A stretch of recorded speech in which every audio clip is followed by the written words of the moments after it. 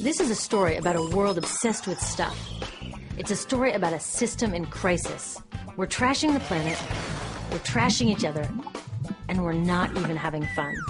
The good thing is that when we start to understand the system, we start to see lots of places to step in and turn these problems into solutions.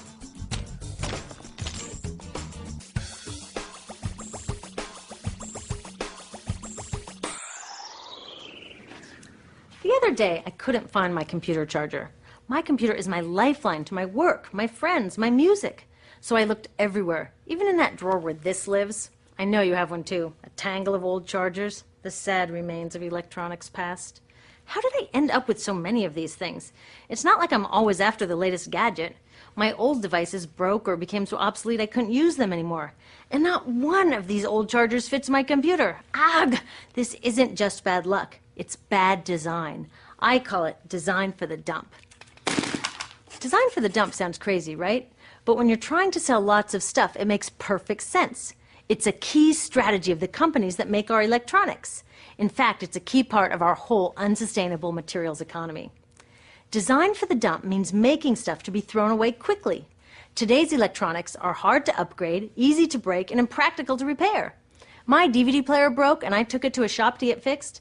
The repair guy wanted $50 just to look at it. A new one at Target cost $39.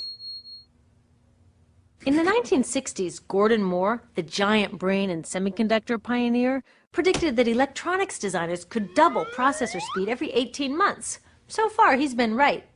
This is called Moore's Law. But somehow, the bosses of these genius designers got it all twisted up. They seem to think that Moore's Law means every 18 months we have to throw out our old electronics and buy more. Problem is, the 18 months that we use these things are just a blip in their entire life cycle. And that's where these dump designers aren't just causing a pain in our wallets, they're causing a global toxic emergency. You see, electronics start where most stuff starts, in mines and factories. Many of our gadgets are made from 1,000 different materials, shipped from around the world to assembly plants. There, workers turn them into products using loads of toxic chemicals like PVC, mercury, solvents, and flame retardants.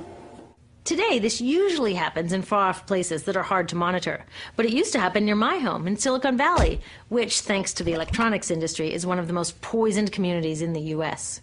IBM's own data revealed that its workers making computer chips had 40% more miscarriages and were significantly more likely to die from blood, brain, and kidney cancer.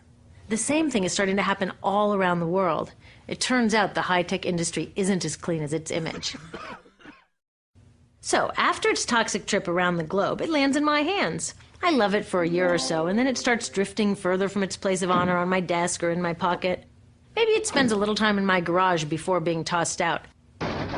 And that brings us to disposal, which we think of as the end of its life. But really, it's just moved on to become part of the mountains of e-waste we make every year.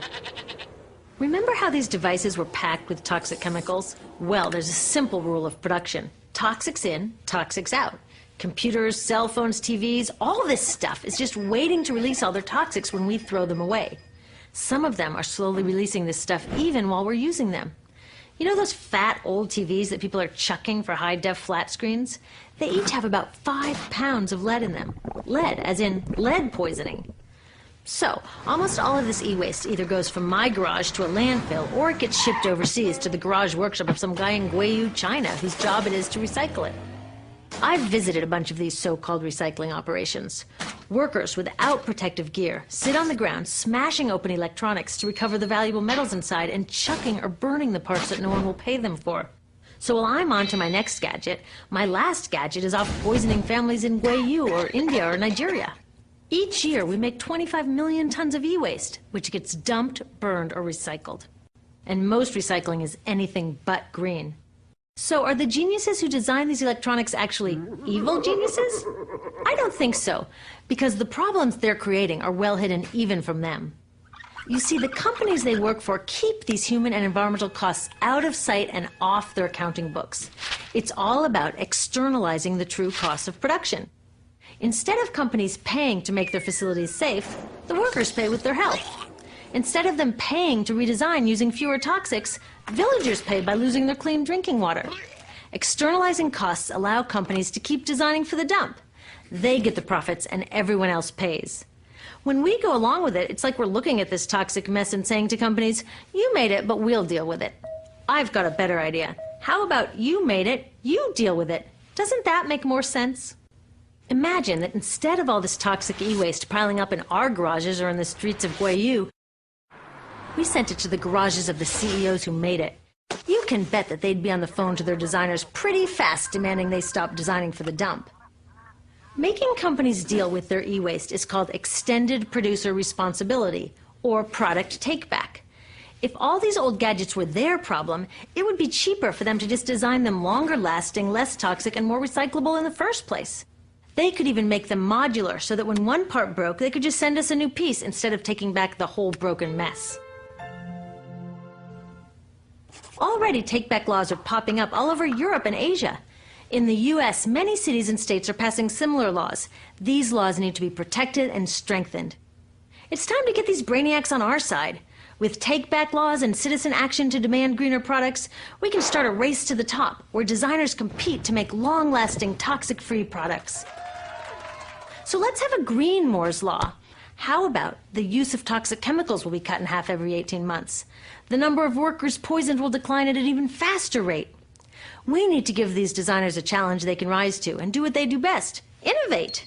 Already, some of them are realizing they're too smart to be dump designers and are figuring out how to make computers without PVC or toxic flame retardants. Good job, guys.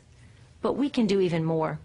When we take our e-waste to recyclers, we can make sure they don't export it to developing countries.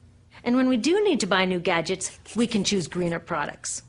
But the truth is, we are never going to just shop our way out of this problem, because the choices available to us at the store are limited by the choices of designers and policymakers outside of the store. That's why we need to join with others to demand stronger laws on toxic chemicals and on banning e-waste exports.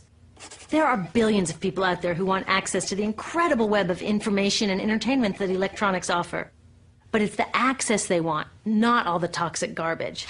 So let's get our brains working on sending that old design for the dump mentality to the dump where it belongs, and instead building an electronics industry and a global society that's designed to last.